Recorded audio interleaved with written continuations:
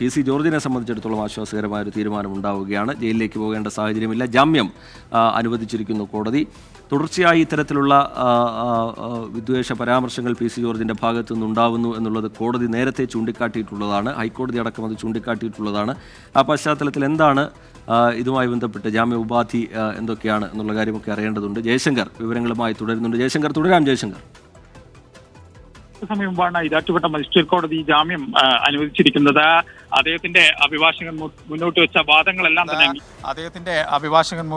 വെച്ച വാദങ്ങളെല്ലാം തന്നെ അംഗീകരിക്കുന്ന ഒരു തരത്തിലാണ് ജാമ്യം എന്നാണ് നമ്മൾ മനസ്സിലാക്കുന്നത്. കാരണം ആരോഗ്യ പ്രശ്നങ്ങളുണ്ടായിരുന്നു, മെഡിക്കൽ കോളേജിൽ ചികിത്സയിലാണ്. ഒപ്പം തന്നെ വിദേശ പരാമർശവുമായി പ്രത്യേക ചോദ്യം ചെയ്യൽ ഉൾപ്പെടെയുള്ള കാര്യങ്ങൾ ആവശ്യമില്ല എന്ന് പോലീസ് തന്നെ പറയുന്നു. അങ്ങനെ ഒരു ഘട്ടത്തിൽ അദ്ദേഹത്തിന് സ്വാഭാവികമായി ജാമ്യം ലഭിക്കണമെന്നൊരു കാര്യം പോലീസ് എന്തായാലും കോടതിക്ക് പോലീസിനെതിരെ ഈ പ്രതിഭാഗം എന്തായാലും കോടതിക്ക് മുന്നിൽ ആവശ്യം മുന്നോട്ട് വെച്ചു. അങ്ങനെ ഈ പ്രതിഭാഗം മുന്നോട്ട് വെച്ച ആവശ്യങ്ങൾ അംഗീകരിച്ചുകൊണ്ട് അതിൻ്റെ കൂടി അടിസ്ഥാനത്തിലാണ് ഇപ്പോൾ എന്തായാലും ഈ ഇത്തരത്തിലുള്ള നിർണായക വിധി പി സി ജോർജിനെ സംബന്ധിച്ച് വന്നിരിക്കുന്നത്. അദ്ദേഹത്തെ സംബന്ധിച്ച് വലിയ ആശ്വാസമാണ് ഈ വിധി. ഇനി വിധിയുടെ വിശദാംശങ്ങൾ ഉൾപ്പെടെയുള്ള കാര്യങ്ങൾ ലഭിക്കാനുണ്ട്. കാരണം ഏത് തരത്തിൽ എന്തൊക്കെയാണ് ജാമ്യ വ്യവസ്ഥ ഉൾപ്പെടെയുള്ള കാര്യങ്ങൾ വിവരം ലഭിക്കാനുണ്ട്. ഈ മകൻ ഷോൺ ജോർജ് ഉൾപ്പെടെയുള്ള ആളുകൾ ഈ ഈരാറ്റുപേട്ട മജിസ്ട്രേറ്റ് കോടതിയിൽ നിലവിൽ എത്തിയിട്ടുണ്ട്. അവരുൾപ്പെടെയുള്ള ആളുകൾ ഈ കോടതി പരിസരത്ത് തന്നെയുണ്ട്. ഈ വിധിയുടെ വിശദാംശങ്ങൾ ഉൾപ്പെടെ വന്ന ശേഷം ഷോൺ ജോർജ് ഉൾപ്പെടെ മാധ്യമങ്ങളെ കാണാനാണ് നിലവിൽ സാധ്യത. എന്തായാലും പി സി ജോർജ് ജയശങ്കർ വിവരങ്ങൾ നൽകിക്കൊണ്ടിരിക്കുകയാണ്. ടോബി ജോൺസൺ കൂടി നമുക്കൊപ്പം ചേരുന്നുണ്ട്. ടോബി, കോടതി ഉത്തരവിന്റെ വിശദാംശങ്ങൾ വരുന്നുണ്ടോ? ടോബി,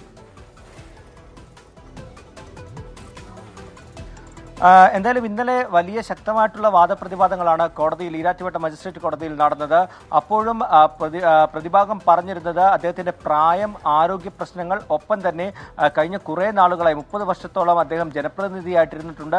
ഇക്കാര്യങ്ങളെല്ലാം പരിഗണിച്ചുകൊണ്ടൊരു ജാമ്യം നൽകണം. കേസന്വേഷണത്തിന്റെ പ്രധാനപ്പെട്ട ഘട്ടങ്ങളെല്ലാം തന്നെ കഴിഞ്ഞിട്ടുണ്ട്, തെളിവ് ശേഖരണം പൂർത്തിയാക്കിയിട്ടുണ്ട്. അതുകൊണ്ട് തന്നെ കസ്റ്റഡിയിൽ വെക്കുന്നതിൽ കസ്റ്റഡി ആവശ്യം പോലും ഉന്നയിച്ചിട്ടില്ല പോലീസ്. ഒപ്പം തന്നെ റിമാൻഡിലേക്ക് പോയ പ്രതി എന്തിനാണ് കൂടുതൽ ഇത്തരത്തിൽ ഇങ്ങനൊരു നടപടിയിലേക്ക് കൊണ്ടുപോകുന്നത്? അതുകൊണ്ട് എത്രയും വേഗം ജാമ്യം അനുവദിക്കണം. അദ്ദേഹത്തിന്റെ ആരോഗ്യ നില തന്നെയാണ് പ്രധാനമായിട്ടും ഇവർ ഉയർത്തിക്കാട്ടിയത്. ECG വേരിയേഷൻ ഉണ്ടായിരുന്നു, ന്യൂറോ സംബന്ധിച്ച് ചില പ്രശ്നങ്ങളുണ്ട്, അതിൽ വിശദമായിട്ടുള്ള പരിശോധന വേണം എന്നതടക്കമുള്ള കാര്യങ്ങൾ ഇന്നലെ പ്രതിഭാഗം കോടതിയിൽ ഉന്നയിച്ചു. പ്രോസിക്യൂഷൻ പ്രധാനമായിട്ടും ഒരൊറ്റ കാര്യത്തിലാണ് ഊന്നി നിന്നത്. അത് ഏറ്റവും പ്രധാനപ്പെട്ട കാര്യമായിരുന്നു. അതായത് ഇത്തരത്തിലുള്ള കേസുകളിൽ മുൻപും സമാനമായ രീതിയിൽ ഹൈക്കോടതിയിലും മറ്റും ജാമ്യവുമായി മുൻകൂർ ജാമ്യവുമായി ഒക്കെ പി സി ജോർജ് സമീപിച്ചിട്ടുണ്ട്. അന്ന് ജാമ്യം അനുവദിച്ചപ്പോൾ ഈ സമാന തെറ്റ് വീണ്ടും പുറത്തിറങ്ങി അത് ഈ കോടതികളുടെ ഉത്തരവ് പോലും ലംഘിച്ചുകൊണ്ട് ആ തെറ്റ് വീണ്ടും ആവർത്തിക്കുന്ന ഒരു സാഹചര്യം ഉണ്ടായിരുന്നു. അത് പരിഗണിക്കണം. കഴിഞ്ഞ ദിവസം ഹൈക്കോടതിയിൽ നിന്നും അതിരൂക്ഷ വിമർശനം ഇതിന് പി സി ജോർജിന് ഏൽക്കേണ്ടി വന്നു. ഇക്കാര്യങ്ങളെല്ലാം പരിഗണിച്ചുകൊണ്ട് സമൂഹത്തിനൊരു മാതൃകാപരമായിട്ടുള്ള ഒരു തീരുമാനത്തിലേക്ക് കോടതി വരണമെന്നാണ് ഇന്ന് പ്രോസിക്യൂഷൻ കഴിഞ്ഞ ദിവസങ്ങളിലെല്ലാം വാദിച്ചത്. അതായത് പി സി ജോർജിന് ജാമ്യം നൽകുകയാണെങ്കിൽ അത് സമൂഹത്തിലൊരു തെറ്റായ സന്ദേശം നൽകുമെന്നാണ് പ്രോസിക്യൂഷൻ പറഞ്ഞത്.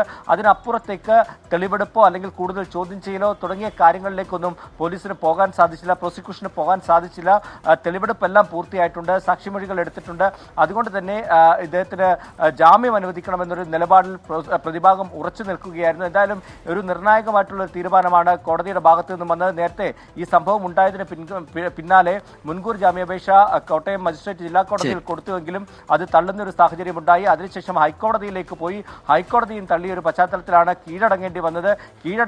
കീഴടങ്ങിയ ശേഷവും ഒരു ജാമ്യാപേക്ഷ നൽകിയെങ്കിലും അത് കോടതി തള്ളിയിരുന്നു. തുടർന്ന് റിമാൻഡിലേക്ക് പോവുകയായിരുന്നു. അതിനുശേഷം റിമാൻഡിൽ കിടക്കുമ്പോഴാണ് ഈ ജാമ്യാപേക്ഷ പരിഗണിച്ച് അദ്ദേഹത്തിന് ആശ്വാസകരമായിട്ടുള്ളൊരു തീരുമാനം കോടതിയിൽ നിന്നും ഉണ്ടായിരിക്കുന്നത്. എന്തായാലും ഈ റിപ്പോർട്ട് ഈ മെഡിക്കൽ കോളേജിലേക്ക് എത്തണം, ജയിൽ വകുപ്പിന്റെ റിപ്പോർട്ട് ജയിൽ വകുപ്പിൽ എത്തണം. അവിടെ നിന്ന് മെഡിക്കൽ കോളേജിലേക്ക് എത്തിയെങ്കിൽ മാത്രമേ അദ്ദേഹത്തിന് പുറത്തിറങ്ങാൻ സാധിക്കുകയുള്ളൂ. അത് ഉച്ചയ്ക്ക് ശേഷം ഉണ്ടാകുമെന്നാണ് നമ്മൾ പ്രതീക്ഷിക്കുന്നത്.